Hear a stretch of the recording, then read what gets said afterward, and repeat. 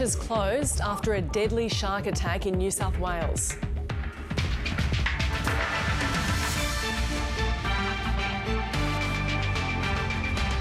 A Sydney businessman dies from COVID-19 after contracting the virus in India.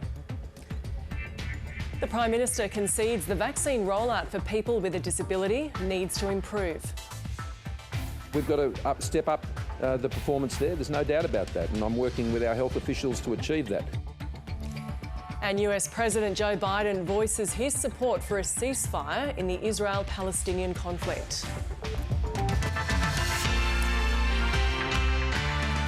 Hello and welcome to ABC News. I'm Gemma Vaness. A man has died after a shark attack at Tuncurry Beach on the New South Wales mid-north coast. Reporter Keely Johnson is there and joins us now. Keely, what can you tell us about the incident? Yes, at 11:15 this morning, emergency services got the call that apparently a man had been bitten by a shark here at Tuncurry Beach, and when they arrived, that was exactly the case. Unfortunately, the man did sustain a severe laceration to his thigh, and he was in a critical condition as emergency services arrived. They did begin resuscitation immediately before transporting him to a local dog park in Tuncurry, where a rescue helicopter was intended to fly him to John Hunter Hospital for further help, but unfortunately that wasn't the case as he died on the scene while at the dog park in paramedics' care. How much do we know about the man?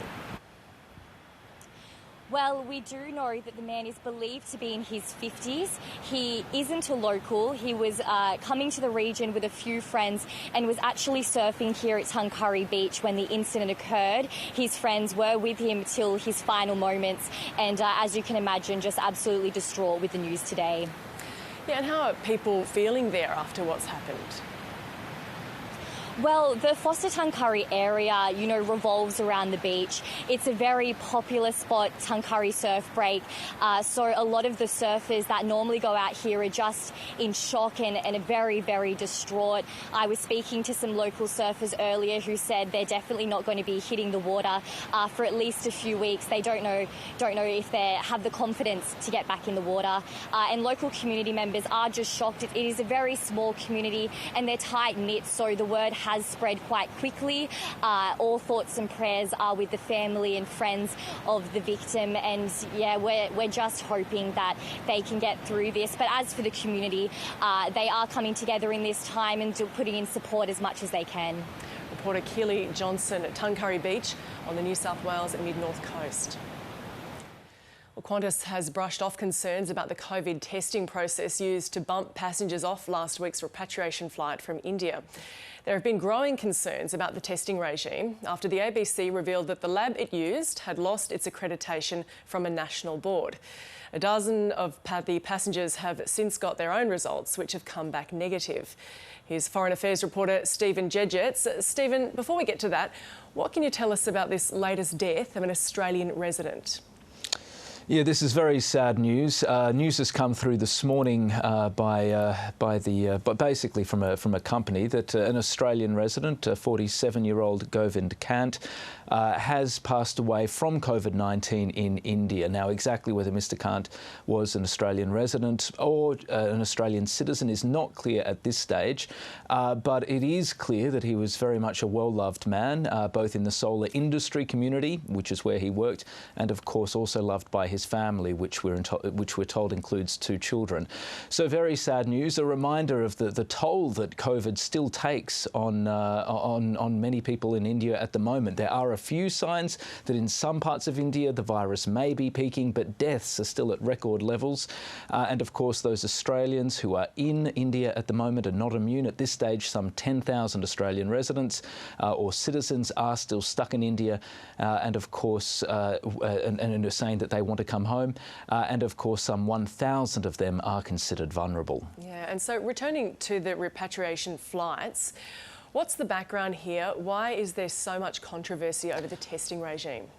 Well, you remember last week, it was on Friday night that this flight departed from India. This was the first repatriation flight that the government had essentially helped coordinate since its contentious travel pause to India came to a halt. Now, this flight was meant to carry 150 people back home. In the end, it only carried 80. The reason was that 70 were bumped off because they'd either tested positive for COVID or they were close contacts of those who tested positive. Now, that was a very high figure, and it raised a lot of eyebrows. And in the wake of that, a number of passengers said that they didn't believe the results. They said they were still asymptomatic completely. Many of them had got very similar, very similar low viral load results.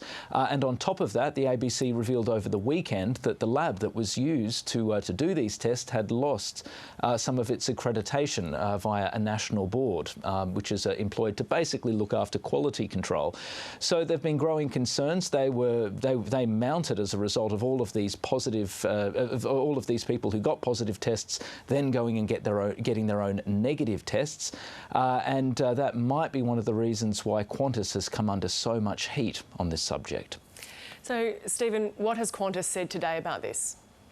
Well, Qantas has said today that it stands by the testing process. It says it went back to the same lab and it reran all of those samples all over again, all 46, and came back with the same results. It says that it did that under additional medical supervision, so it's obviously pretty confident in the results.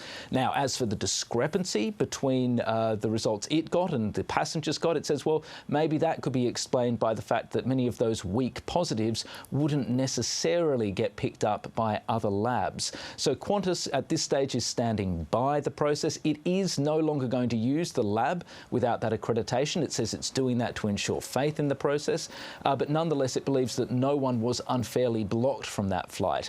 Now, we've spoken to a few experts about this today, and some at least remain pretty sceptical about the results. They acknowledge that the retesting has happened, but they say it would be much better for fresh swabs to be taken and then taken to a completely different lab to absolutely ensure that there were no problems. Whereas many of those who were bumped off and who remain asymptomatic remain incredulous. They simply don't believe that they could be positive. They say they've never had COVID-19 and they feel completely well, and they're simply bewildered why so many people are in exactly that position without any sign of the disease. So at this stage, they'll have to stay in India for a full 2 weeks from that original test. Many say, though, that they will continue to press the government to see if they can get on an earlier flight. Foreign Affairs reporter Stephen Jedgetts, thank you. The Prime Minister says the vaccine rollout in the disability sector has to improve.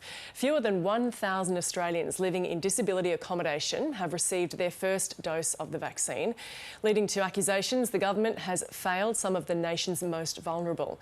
Political reporter Tom Lowry joins me now from Parliament House. Tom, those living in disability accommodation were supposed to be the highest priority.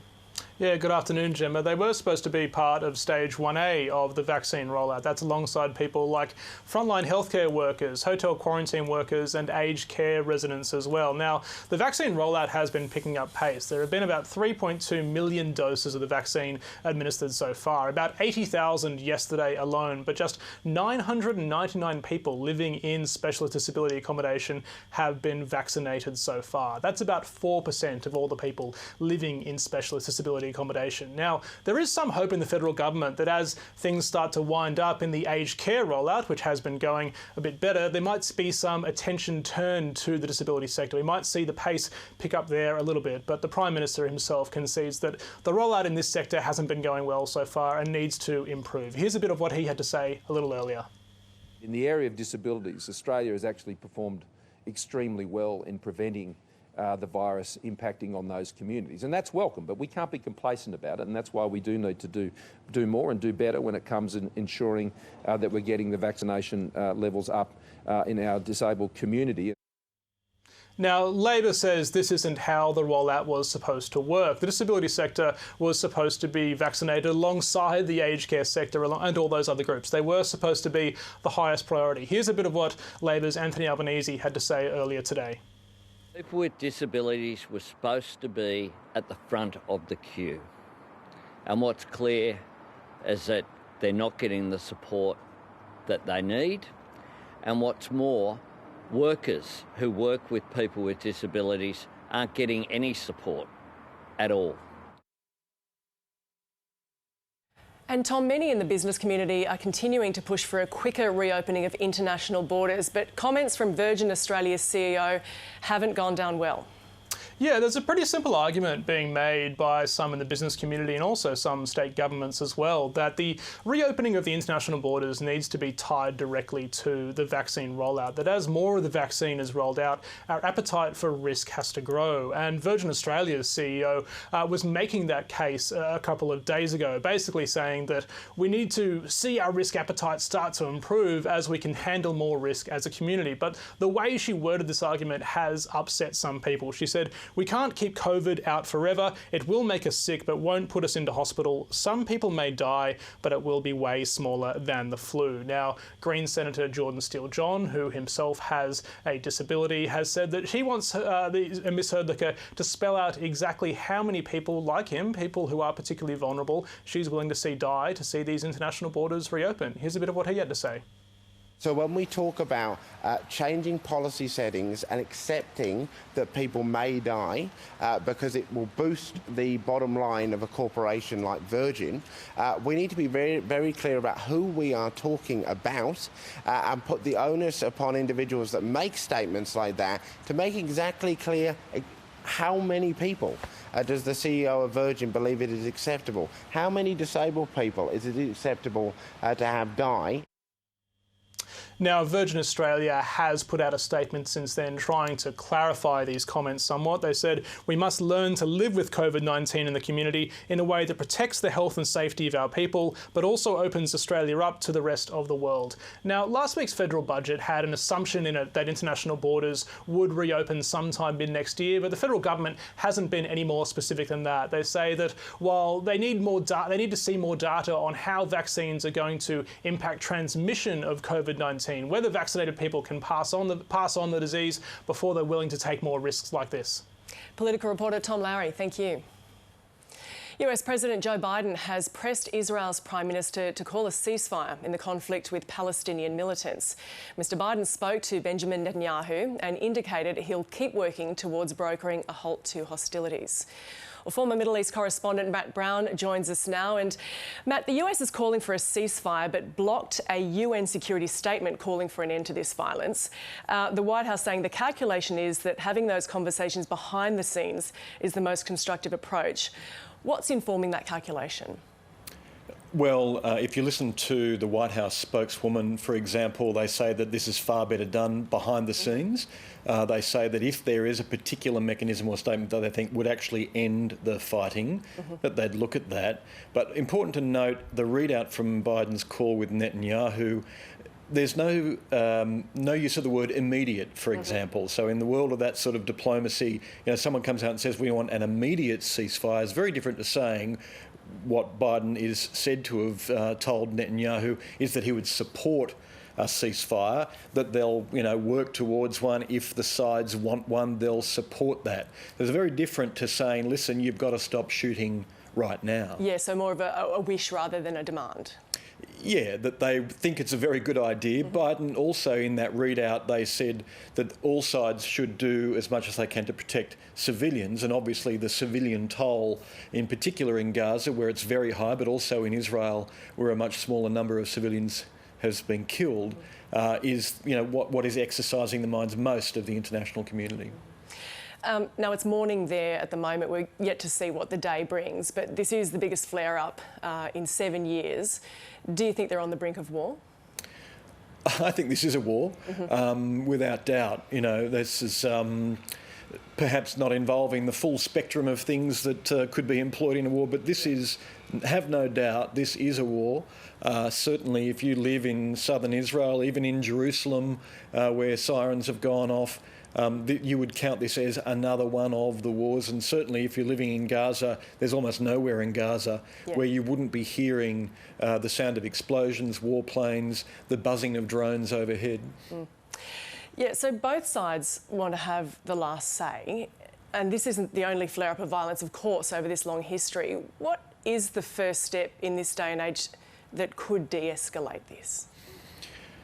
It's hard with these conflicts to pick that moment because Hamas has it seems, strengthened its capabilities since the last major flare-up in 2014. And Israel, it seems, is working its way through a list of targets. So they'll want to be sure that they've worked their way through as much of that as possible before they agree to a ceasefire. Hamas has got a limited hand in terms of what it's demanding. What does it want in order to stop its firing of rockets? Previously, they've bargained over a relaxation on the Israeli control on goods that go into Gaza, for example. That's not overtly part of their bargaining now. It was all about Israeli treatment of Palestinians in Jerusalem. So that's a very difficult thing for them to achieve overt concessions on. Now, you mentioned targets there, and of course a target for Israel is the tunnel system of Hamas. Tell us about that and why it's so important for the Israelis in terms of having that as their target. Yeah, well, the Israelis say this is one of the major things that they're bombing. So it used to be that tunnels would be dug from Gaza into Israel and they would launch terrorist attacks. People would go through them literally under the sand and come out and launch terrorist attacks. They then became more sophisticated. They were reinforced with concrete archways, so quite sophisticated with concrete flooring. Now what Israel's talking about is a tunnel system within Gaza itself, which they say is used to hide command cells, move fighters around, to store weapons and to move weapons around. So that's a much more substantial bit of infrastructure, which they say they're targeting. They seem to have an idea of how it functions and where it works, and Israeli military spokespeople briefing reporters in Israel have been saying that they are trying to hit particular nodes of that network so that it doesn't function. So that's what they say they're doing. We haven't seen the evidence of that yet, and obviously Hamas would be running that in a clandestine way. They're not going to tour people through it. But that is the important bit of infrastructure that the Israelis say they're going after, and what they'll want to be keeping on hitting whilst this diplomacy and talk of diplomacy is underway. We're seeing the vision of the airstrikes, of course, and the rocket attacks, but there's another level of violence going on, which is mob attacks on the civilian level. So, I mean, firstly, is that a profound shift, or has that always been going on? And secondly, if there is a ceasefire, if it can be brokered, can we also expect that civilian violence to go away? Look, you know, not much conflict lasts forever. So, yes, it should decline. I think the scale and scope of it, the frequency of it is new. In the past, there have been attacks by members of one community against the other, no doubt. Today, later, there is a general strike called in the West Bank, the Israeli-occupied West Bank, but also within Israel. They're saying to the Palestinian citizens of Israel, Arab Israelis, to go on strike as well. So it'll be interesting to see what happens when people aren't going to work. They're often going to protests. So, yeah, that's a real worry. And they're, you know, either side of that communal divide, Jewish Israelis attacking Arabs, Arab Israelis attacking Jews, that has been an ongoing problem, and it should diminish when the heat comes out of this conflict eventually. But of course the harsh words, the harsh actions, one of our producers in Israel has been talking to shop owners in one city, Arab Israeli and Jewish Israeli. The Arab Israeli's shop got burned. It set fire to the Jewish Israeli shop. They're friends. That's what we're seeing now, is the two sides of those communities both suffering. Yeah, it's very disturbing. Matt Brown, thank you. Thank you. America's longest-serving commander in Afghanistan says he expects Taliban violence to get worse as US-led forces withdraw from the country over the coming months, ending a deployment that has lasted 20 years. Recent violence has included a bombing outside a school in Kabul, in which dozens of students were killed. A hilltop cemetery of teenagers. Not enough space for all their graves. The students slaughtered in last week's triple bombing at a high school in Kabul. Abdul Wahid's love for his fiancée, 19-year-old Sherbano, now written in stone. At the school, they're still writing the list of loss. More than 200 killed or injured. Most of them girls.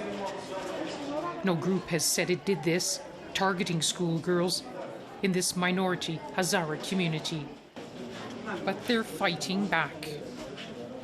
I say to the enemies of education, if I had one dream for my life, now I have 10, declares 17-year-old Masuma. And suddenly, a school ground that was filled with grief is transformed into a place of anger and protest as political leaders come to visit to express support and solidarity. You're saying you'll protect us now. Why didn't you protect us before? Shouts 16-year-old Husna. She lost her little sister. Her strength a symbol of what's changed here in 2 decades. What many fear could be at risk once all foreign forces leave. And they'll soon be out. Before the 20th anniversary of the September 11th attacks which brought them in. The soldier in the middle of it all, General Scott Miller, tasked with ending America's longest war.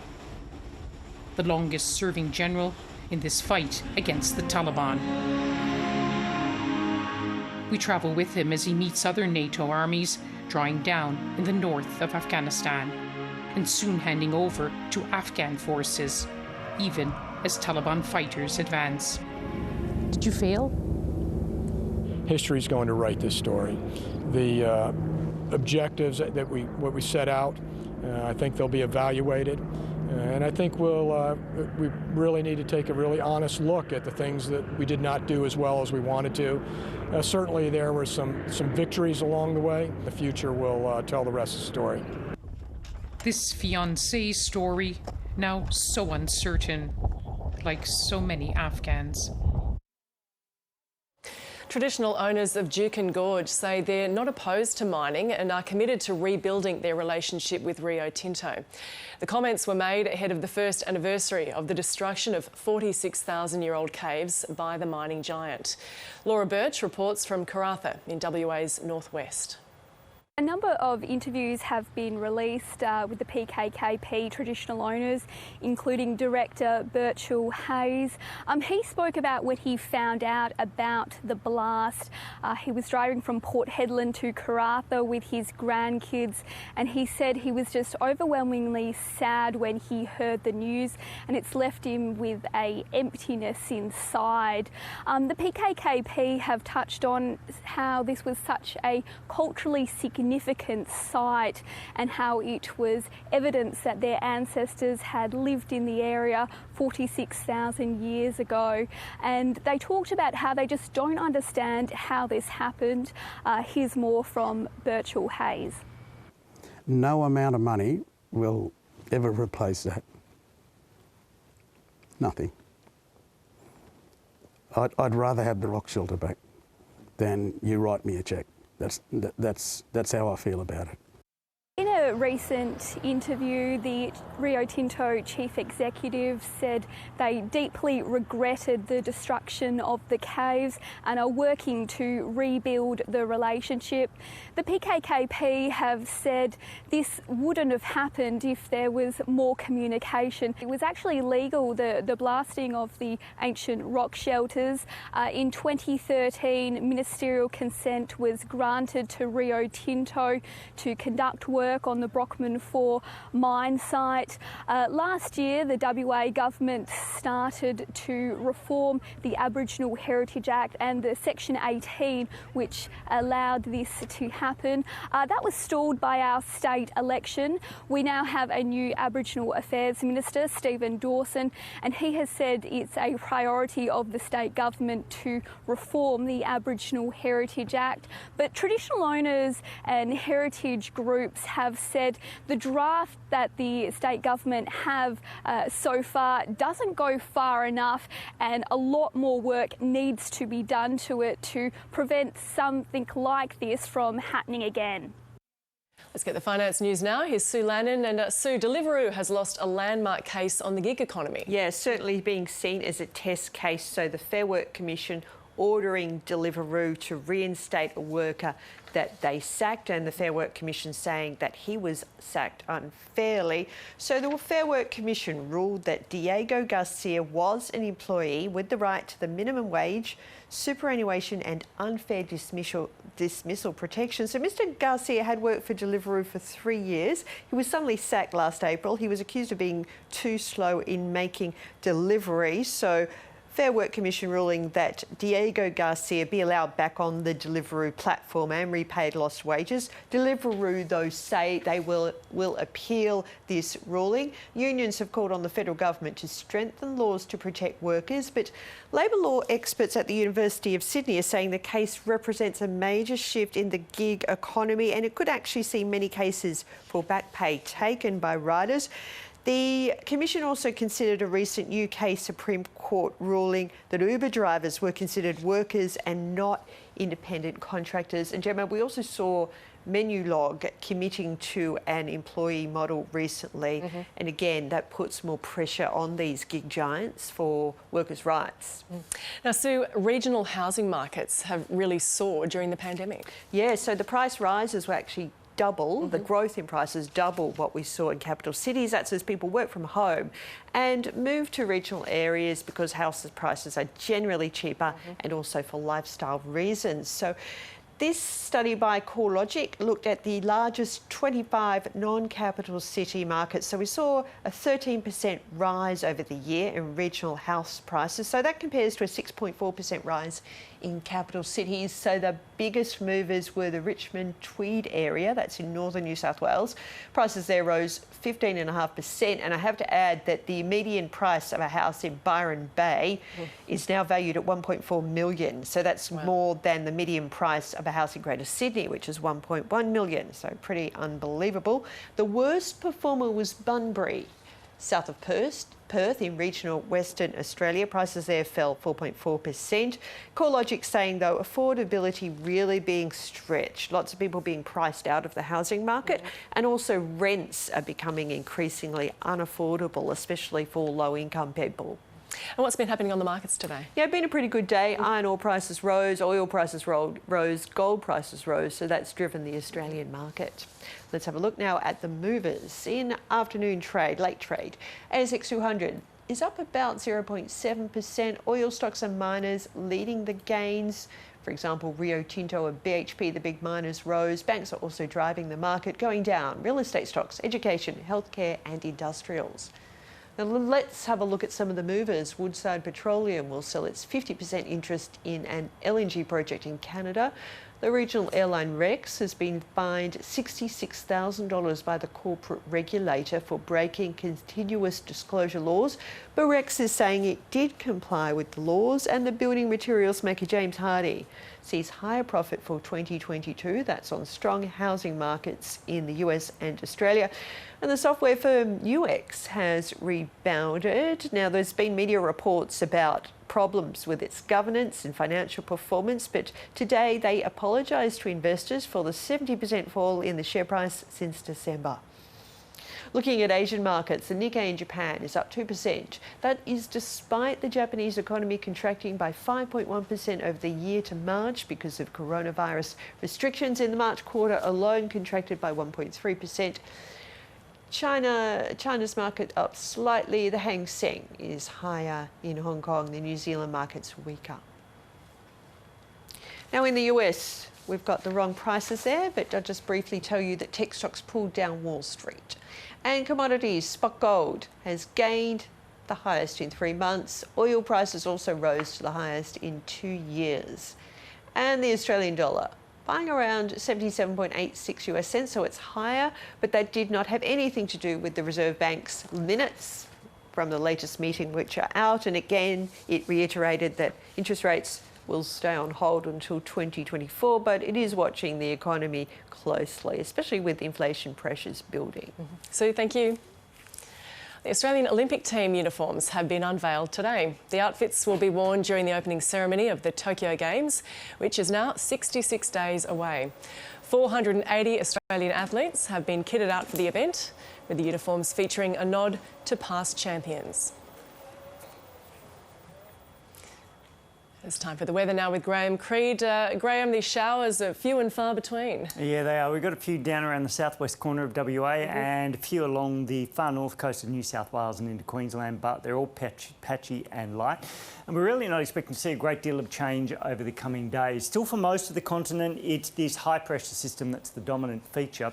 Now, that has a very stabilising effect on the atmosphere, but it's where those winds are more onshore that we're seeing the showers in Queensland, and also with a weak trough that's sitting through Western Australia. Now, Western Australia clears up as we move through tomorrow, but Queensland, we're set to see the potential of these showers lingering over the coming week. Now, for Western Australia, still the odd thundery shower or two about. Shark Bay has seen some of those develop through the day. We are expecting to see them easing off as we move into this evening, and then most of the shower and thunderstorm activity clearing by tomorrow morning. For Queensland, we've got a few showers about the northeast tropics, even around parts of the Whitsundays, and also some down around the southeast corner of the state. One or two of those are also just brushing across the border down into the northern rivers in New South Wales. And this is all associated with a moist onshore wind flow around the high pressure system. But underneath that high, we've got clear, dry, mostly sunny conditions. There is still some cloud sitting through parts of South Australia, Victoria, the southern inland in New South Wales and areas of Tasmania. As that high gradually starts to move a little bit further east, it's still producing some moist onshore winds for the west coast of Tasmania, so a few showers across that region as well. If we look at all the capitals, temperature's not looking too bad for this time of year. Certainly a cold start on the way for Canberra, and most of those showers confined to the Queensland coast, just creeping over the border into northern New South Wales, and a few showers also for Tasmania. And those showers are going to hang around even as we move into Thursday across Tasmania as another band of cloud and showers move in. That'll also bring some showers into southern parts of Victoria, where we will see those showers reaching Melbourne. A reminder, you can keep up to date at news.abc.net.au and on iView. Here are the top stories on ABC News. Beaches are closed along the New South Wales mid-north coast after a fatal shark attack. The surfer, believed to be in his 50s, was bitten on his upper right thigh at Tuncurry Beach. Emergency services attempted CPR but were unable to revive him. A Sydney businessman has died in India after contracting COVID-19. 47-year-old Govind Kant travelled to India in April for personal reasons and died in a Delhi hospital on Sunday. Meanwhile, Qantas is standing by the COVID-19 testing process, which saw 70 people bumped from last week's repatriation flight from India to Australia, saying it does not believe any errors were made. The Prime Minister has conceded that the COVID-19 vaccine rollout for Australians with a disability needs to step up. It was revealed fewer than 1,000 people living in disability accommodation have received their first dose of the jab, despite being part of Phase 1A. Scott Morrison says work to improve that figure has already begun. And the US President Joe Biden has told Israel's Prime Minister in a phone call that he supports a ceasefire in the Middle East. It comes as the conflict between Israel and the Palestinian militants enters its second week. Health officials are appealing for urgent medical supplies to treat thousands who have been injured in the attacks from both sides. Disability advocates have reacted angrily to the slow progress of the COVID vaccine rollout to people with disabilities. Sam Connor is president of People with Disability Australia. She joins me now from Perth. Now, Sam, people living in this disability accommodation were supposed to be part of 1A. Why are the numbers so low? We have no idea. It's the testimony that we heard yesterday was that the, aged care was prioritised over disabled people, and that there was a conscious decision by government to deprioritise disabled people in residential accommodation. So it's really shameful.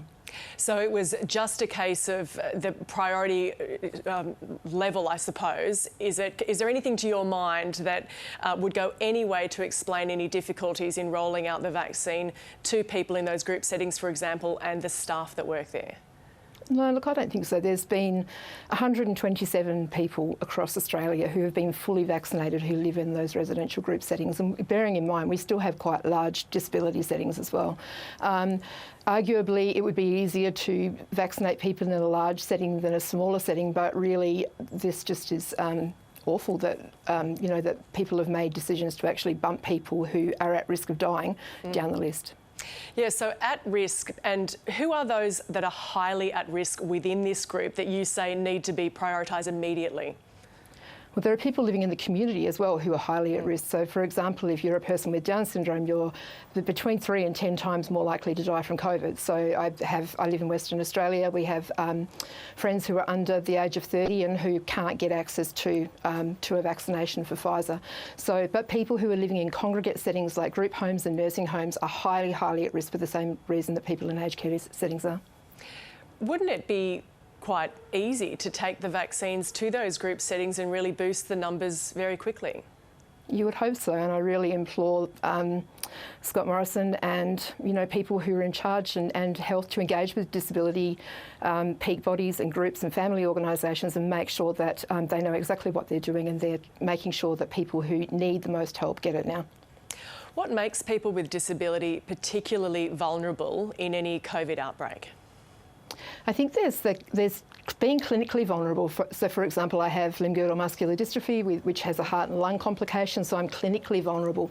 But you have extra layers of that. So you might be a person who has, an intellectual disability. You might not have accessible information and then go out into a COVID outbreak. If you're living in a residential setting, you have people who are coming in and out who are in the community all the time because you have care.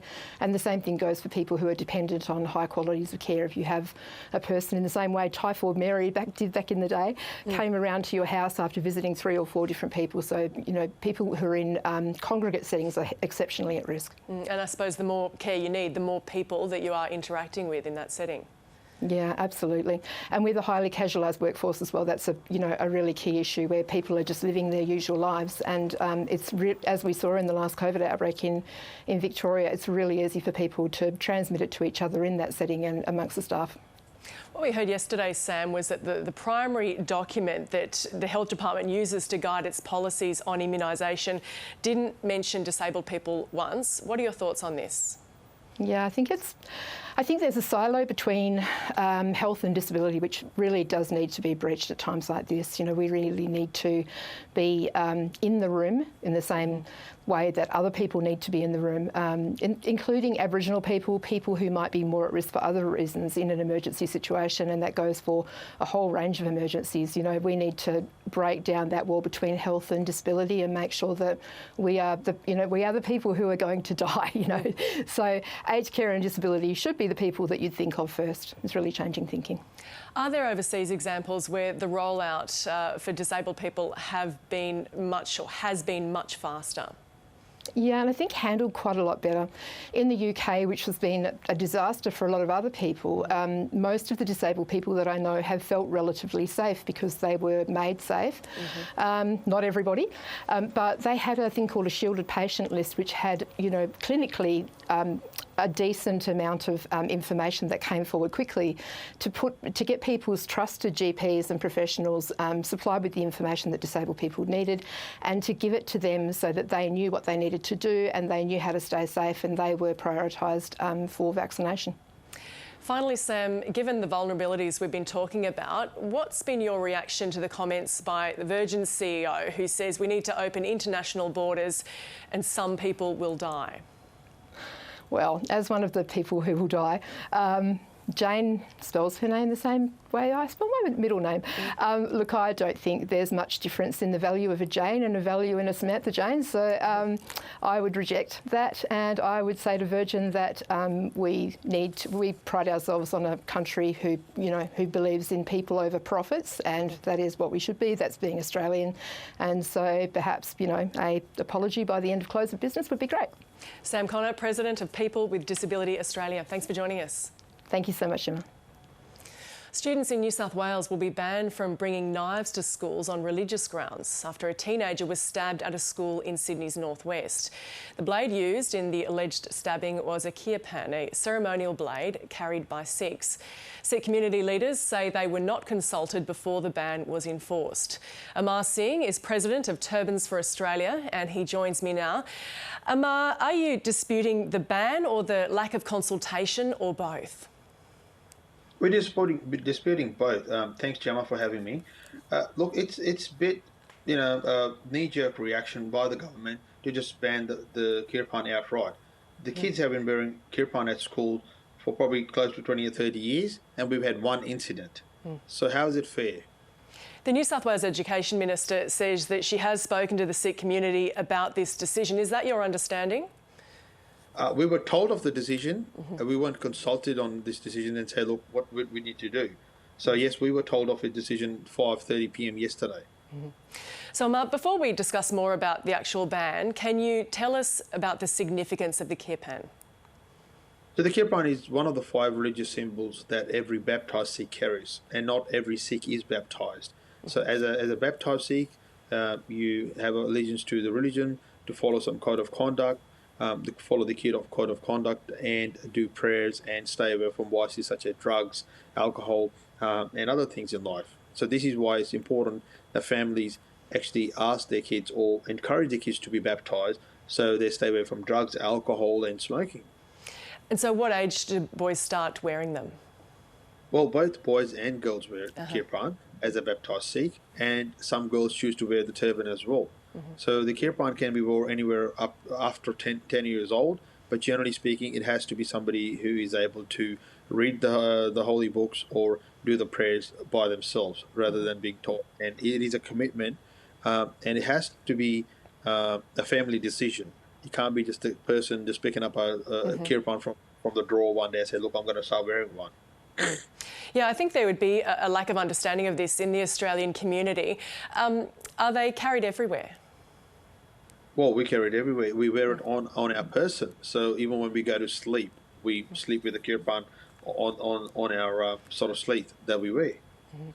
So as you said a moment ago, there hasn't been an issue before with this.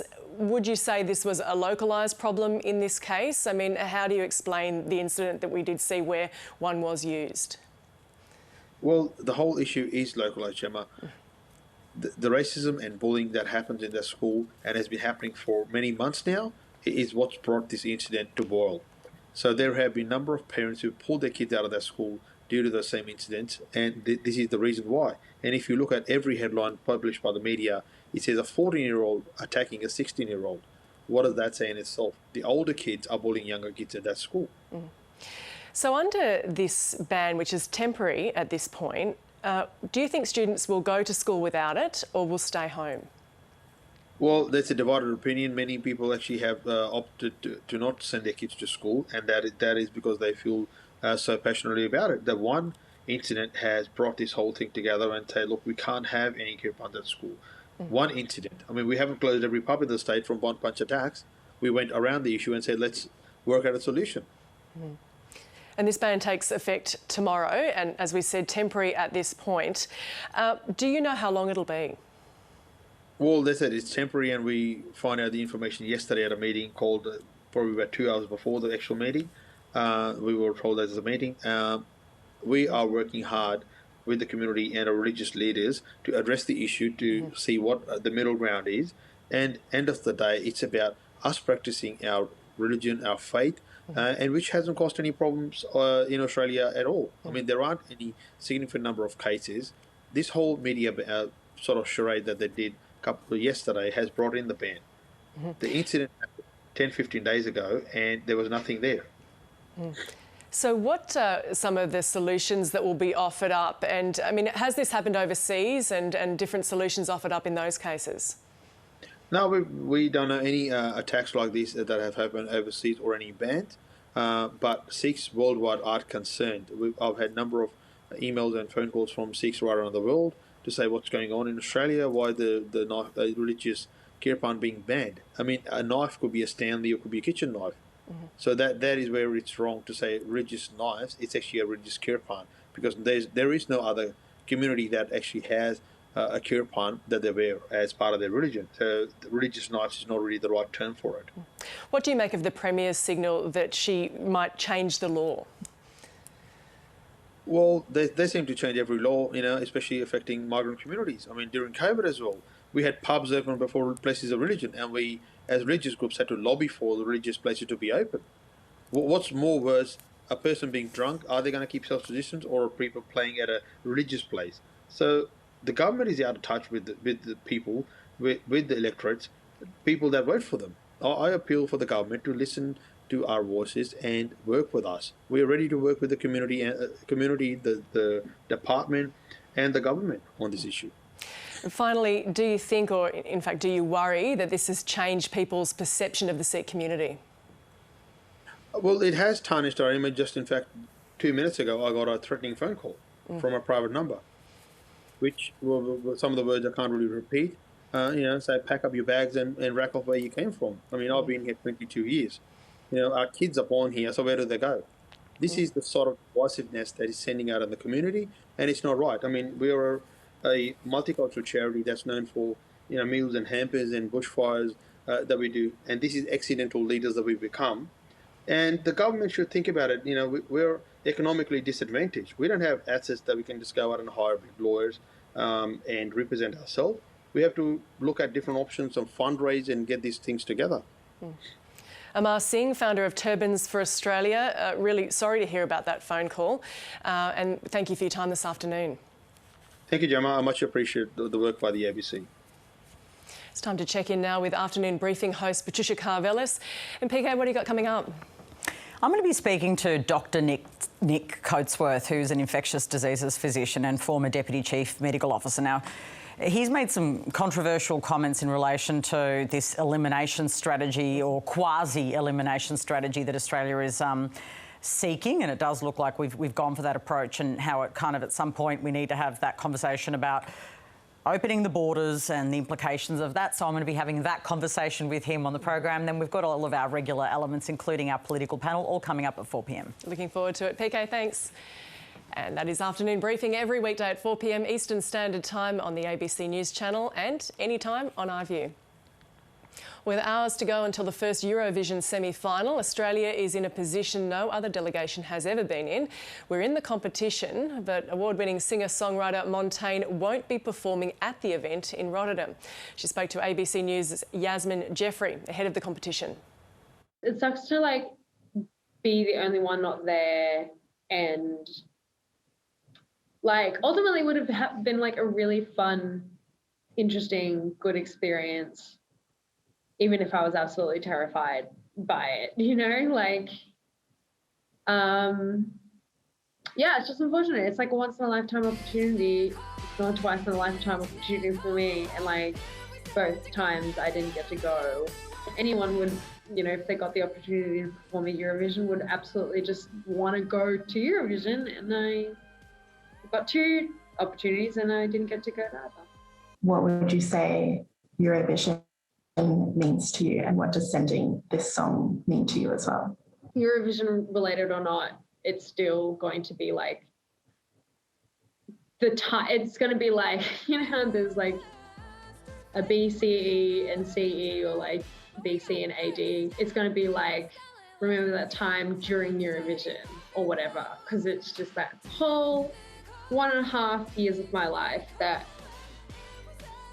I spent thinking about this thing. I spent talking to the audience of, I spent preparing for, and I think also as a competition, it's probably the only time I'm ever going to be in competition as an artist, and I think that's really interesting, and witnessing all of the different elements of that phenomenon is really fascinating and formative in some ways, if not many. And also just the fan base, whilst there is a really nasty side, there is a really loving and supportive side that has been so nice, especially over the last couple of days. And a lot of people have said to me, once in Eurovision, always in Eurovision, you're part of the family, part of the legacy, and Let's get the sport now. Catherine Murphy joins us. Catherine, there's plenty of sport to look forward to in Melbourne over the next few months. On